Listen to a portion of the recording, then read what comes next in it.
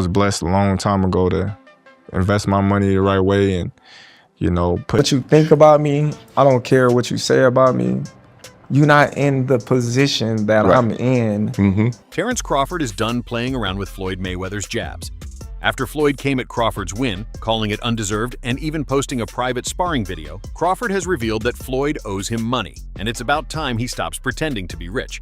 To Crawford, Floyd owes him a total of around $31 million, money he says started count from their early days in their relationship. This comes just after Floyd found himself in another of his usual financial holes, being sued in Vegas for not paying for his cars just a few days ago. This, according to Crawford, is Floyd trying to look for validation on the internet, all while his financial situation might not be what he says. I couldn't choose a better guy for the job. He's gonna make you hundreds of millions, you said? Hundreds of millions, it sounds good, but we're in the billionaires club. This lawsuit that brought around Crawford's reaction was filed on less than 10 days ago in Clark County District Court, and it describes an uncomfortable picture for the former champion. Mayweather Promotions LLC was named in the complaint alongside Floyd himself, with Vegas Auto Gallery alleging that Floyd bought 4 high-end vehicles for over $2 million on July 3rd. The list included a 2018 Mercedes Maybach, a 2023 Ferrari, a 2023 Porsche, and a 2025 McLaren. According to court filings, Mayweather handed over 2 checks, one for $1.6 million and another for $650,000, only to later instruct the dealership not to deposit them. Claiming that they did some shady practices.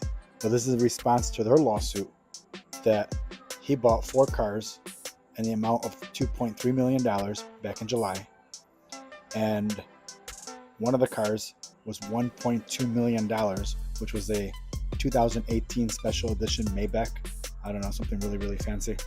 Very, very rare car. Instead, he documented the purchase on his Instagram, parading the cars to his 29 million followers. The dealer claims Floyd never intended to keep them, but wanted them as props to reinforce the Money Mayweather persona. Eventually, Floyd returned 3 of the vehicles and agreed to keep the Maybach under a settlement valued at $1.2 million. The problem is, he still never paid. We got options. I got about 100 cars, but right here, we like to call this the Sweet 16. By signing the settlement, Floyd and Mayweather Promotions confessed to the judgment. That confession meant they were acknowledging in advance that they owed the money and couldn't legally challenge the agreement if they defaulted. Yet, despite that ironclad agreement, the dealership says Floyd missed multiple deadlines, even after they gave him an extension. Attorney Michael Cristalli, representing Vegas Auto Gallery, summed it up directly. Our filing speaks for itself. Despite Mr. Mayweather buying the vehicles, tendering checks, and executing purchase agreements, he refused to pay for the vehicles. $25 million. That's an incredible amount of money. And then they go, that's true, but you owe 50 more. And he's just like, that can't be right. This type of claim is not new around Mayweather. Over the years, multiple businesses have accused him of late payments or outright refusal to pay for goods and services. From unpaid wages at his now-closed strip club in Las Vegas, girl collection, to disputes with jewelry dealers and event promoters, Floyd has repeatedly faced the same theme. The man who flaunts wealth also finds himself tangled in debt disputes. I mean, dang, Floyd Money Mayweather. Man, wow, y'all around here getting Rolexes, not paying for them.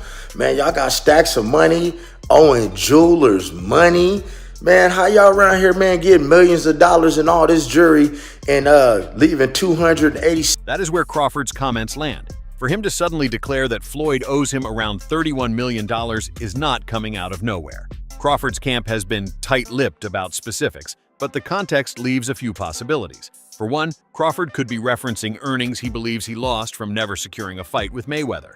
When Floyd retired in 2017, Crawford was climbing the pound-for-pound rankings, already a unified champion at 140 pounds and on his way to dominance at welterweight. A Mayweather-Crawford fight at that moment would have been a huge draw, likely generating hundreds of millions in pay-per-view money. I know life is hard, I know life is expensive, but come on, dude, put your legacy first. Nobody wants to remember. Another possibility is business dealings outside the ring. Mayweather's promotional arm has touched many fighters, events, and joint ventures. Disputes over unpaid percentages, marketing cuts, or promotional obligations have long been part of boxing. What makes this even more striking is the culture around sparring videos. Crawford's words surfaced after a private Floyd sparring clip began circulating.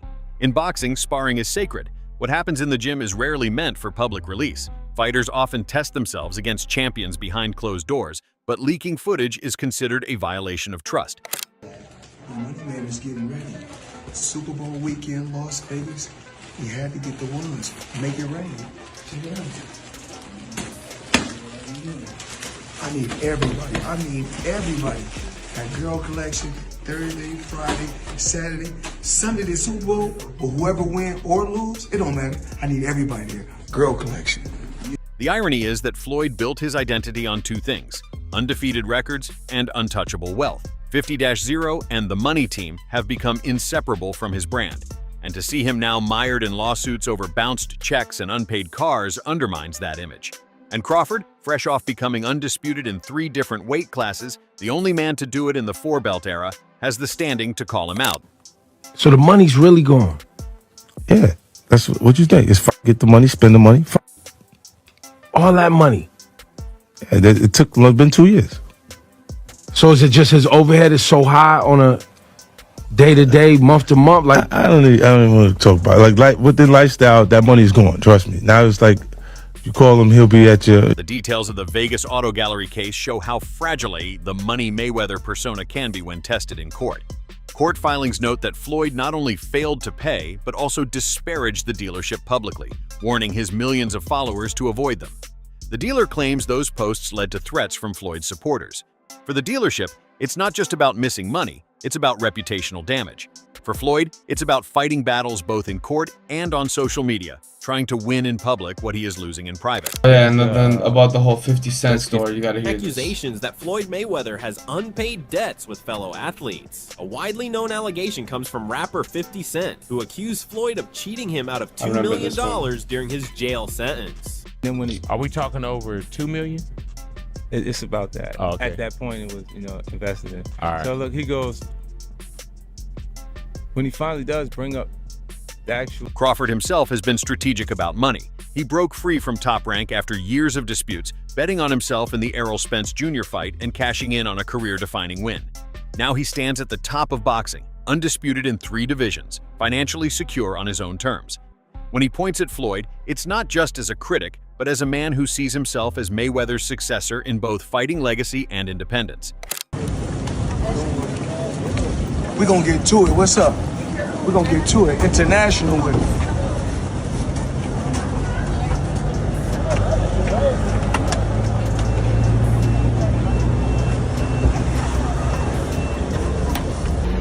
Meanwhile, Floyd's lawyers are fighting to turn the car case back around, accusing the dealership of fraud by withholding documents like the odometer certification. But that countersuit is already being dismissed by legal experts as weak, with Cristalli calling it frivolous and ridiculous. It just points to Floyd's biggest struggle. His efforts to legally fight back are less convincing than the mounting evidence that he simply didn't pay. I believe in building generational wealth. Even like when my children, all 4 of my children are adults. And I told them, no more handouts. Because I feel like I'm hurting my children just by, I give them money, they go shopping, they put gas in their car, they party, they come back, I need money. I give them money, I buy them houses, I buy them cars. Told them, listen, if you guys go to school or you work in one of my businesses. With all the financial legal troubles hitting Floyd in the face, Crawford has also fired back at him for calling his fight with Canelo easy since Canelo was washed up. According to Crawford, he had a clear game plan he followed, and that involved even Mayweather's style. The key, as Crawford later admitted in an interview with Inside the Ring, was rooted in history. He had studied how Floyd Mayweather Jr. dismantled Alvarez with elusive defense. He had analyzed Dimitri Bivol's disciplined approach, which neutralized him completely. He had even noticed lapses in the Mexican's bout with William Skull, when Alvarez's limited mobility betrayed him. For Crawford, the blueprint was clear. "I knew I was going to beat him," he said matter-of-factly. "Whenever Canelo faced a style like mine, he struggled. I had all those weapons, and more." it became a fight where Crawford made it where Canelo, to have any chance, he had to go get close. So he had to go through a bad neighborhood. Yep. And Crawford mugged him. It's that simple. He had to go through a bad neighborhood to get anything done, to get to the place that something was going to be done good. Yeah. And he got mugged going through that neighborhood. Yeah. It's that simple. Well, if I think about it, if I do come back, can you...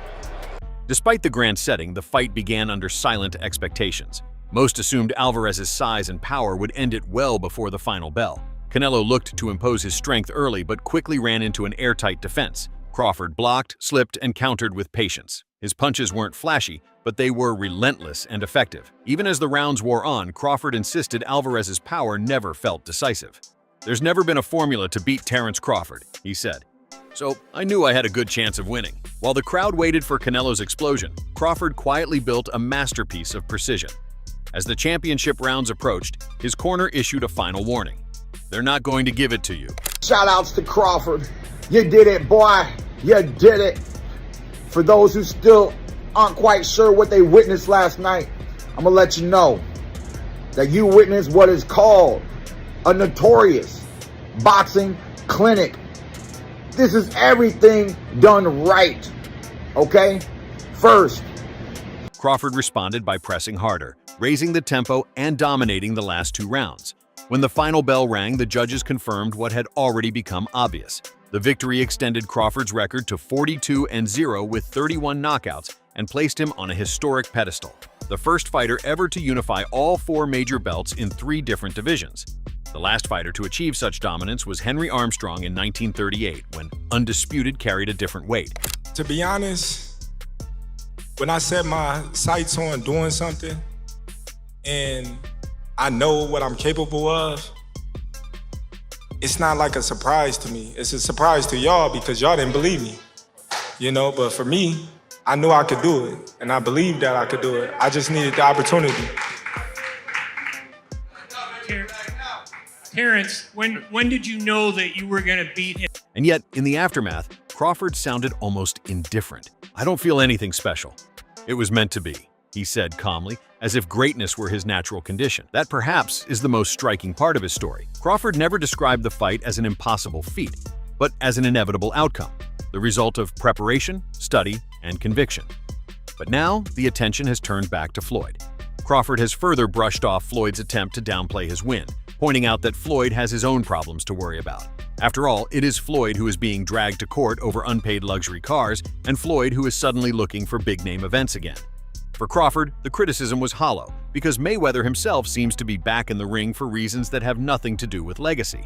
See, I think that for me, I watch defense as much as I watch offense. So, like I thought, like watching Bud catch those shots off his glove. He looked amazing. So amazing. Yeah, he looked good. Yeah.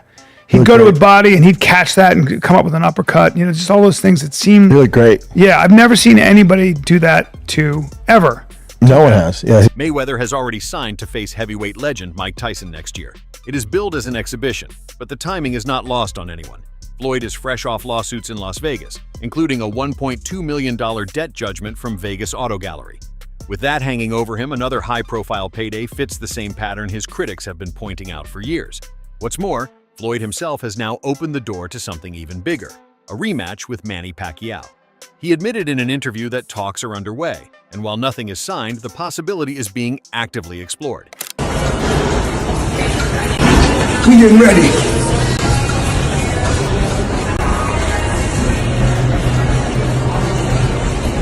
Pacquiao's advisor Sean Gibbons confirmed Pacquiao's interest, pointing out that they had already signed with PBC and Al Heyman back in 2019 with the goal of making Mayweather-Pacquiao 2. At the time, Mayweather backed away. When Pacquiao beat Adrian Broner and then Keith Thurman, Floyd was quick to distance himself, even leaving the arena before the official decision was read in the Thurman fight. That rematch never materialized, and Pacquiao eventually retired after losing to Yordenis Ugas. Now Pacquiao is back. You would even fight him today? Even here. Oh my goodness. Tell me about that fight a little bit. Being in there with Floyd being in there with you, like what was the experience like being there? In the ring, fighting him finally? It's good, but despite all those things, but then after the fight, right after the fight, I went to the hospital and got operated with my Yeah, you got an operation, Yeah. I remember you posted a picture of really hurt. Was he better or worse? He recently returned against Mario Barrios, and while the decision went against him, he showed enough to convince his team that he still has more to give. According to Gibbons, Pacquiao's motivation is not just financial but also historical. At 46, he still wants to set new records, competing with the younger generation and proving himself again. Only Floyd knows, Gibbons said when asked about the rematch. Manny is always available if it makes dollars and makes sense. But I don't think I thought I won the fight. Like I throw a lot of punches, even though he's moving around. Like I can imagine why I lost the fight. Okay, Manny, wrapping this up, I got to ask you, because we talked about this Mayweather-Pacquiao. Do we see a rematch if you win on Saturday, Manny?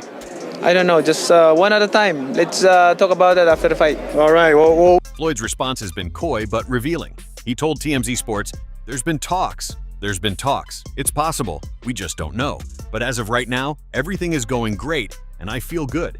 Working hard every day, and I can't wait for 2026. That comment tells its own story. Floyd has not fought professionally since 2017, yet here he is, openly discussing the possibility of coming back for a fight that would guarantee massive revenue. For a man facing multi-million-dollar lawsuits, the logic is simple. Fight nights bring in quick money. Why not Floyd Mayweather? Why isn't he in the top 5?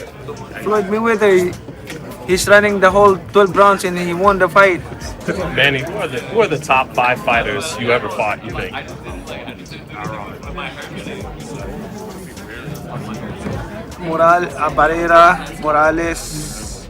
Morales. It's no coincidence that his chosen exhibition opponent is Mike Tyson. Tyson, 59, has already returned for a controversial bout against Jake Paul, and even in losing, the event generated headlines and financial returns. Pairing Floyd with Tyson is less about competition and more about spectacle. At this stage, both men are leveraging their names, and the draw lies in curiosity, not competitive balance. There was just talks and rumors all the time about potentially Manny Pacquiao and the Mayweather 2. Was there any truth to that, or is that still kind of up in the air of maybe potentially happening? It's up to him. If he come out to retirement, we'll have a Mayweather Pacquiao 2. Would you do an exhibition with him, or would you potentially entertain an exhibition with someone like maybe a Conor McGregor? No, I don't like exhibition. If Mayweather is my opponent, I don't like exhibition. Like, I want a fight. Like, there's a decision. The same dynamic applies to Pacquiao. A rematch a decade after their first meeting would not determine pound-for-pound supremacy. Instead, it would serve as a financial vehicle, drawing in nostalgia-driven pay-per-view numbers. For Floyd, the appeal is clear. He can earn enormous sums while controlling the pace and rules of the fight. And when it CMEs to Pacquiao, it is another chance to settle unfinished business and write one more chapter into his already historic career. It sounds like Manny's coming back December 13th. December 13th? I think so. Who in your gym do you have that could fight him right now? I like Rollies. What about him and Ryan? Ryan's huge. That would be a good pay-per-view. Him and Tank? Tank would be huge pay-per-view. And so that's what he's going after. Floyd rematch is big too, I think. That would be huge. Who wins the rematch? I think Floyd, but it would be huge. Behind these announcements is the reality of Floyd's financial situation. The lawsuits in Las Vegas cut straight into the image he has projected for decades. The dealership claims he never intended to pay for the cars, only to showcase them for his social media following. Court records show he signed a confession of judgment and then failed to follow through. That sequence has left him vulnerable to legal enforcement while simultaneously tarnishing the Money Mayweather persona. Crazy that everybody keep asking me, why you not coming back to fight? Why you not coming back to fight? So I look at the fight game, I said, okay. I said, you know, fighters fighting, they make 3 million, 4 million, 6 million, 7 million. Some may make 10 or 20 million, but I'm doing exhibitions and I'm making 20, 25 million, 100 million for exhibitions.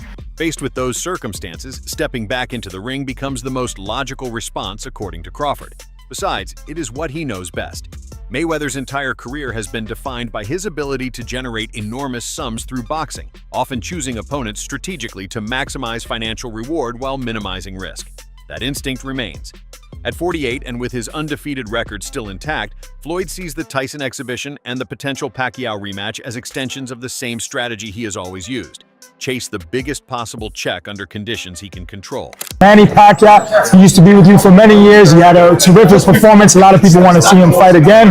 Do you see him and Floyd fighting again? What did you think of his performance? I don't think that's really a fight that'll get that much interest anymore. There's a lot of welterweights around, a lot of people that Manny can fight.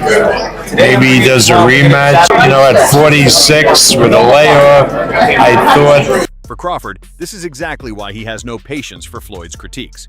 While Floyd dismisses his win over Canelo as easy, Crawford says it's better to stick to the reality. He fought Alvarez at a time when the fight mattered, followed a clear game plan, and achieved something historic. Floyd, meanwhile, is chasing one-off events, trying to convert his name into quick money while dodging financial scrutiny in courtrooms. Crawford's response was blunt because he sees the difference clearly. He is still building a legacy, while Floyd is still building paydays. And with lawsuits piling up, that chase for money looks less like a choice and more like a necessity. What do you think? Share your thoughts below and subscribe for more updates.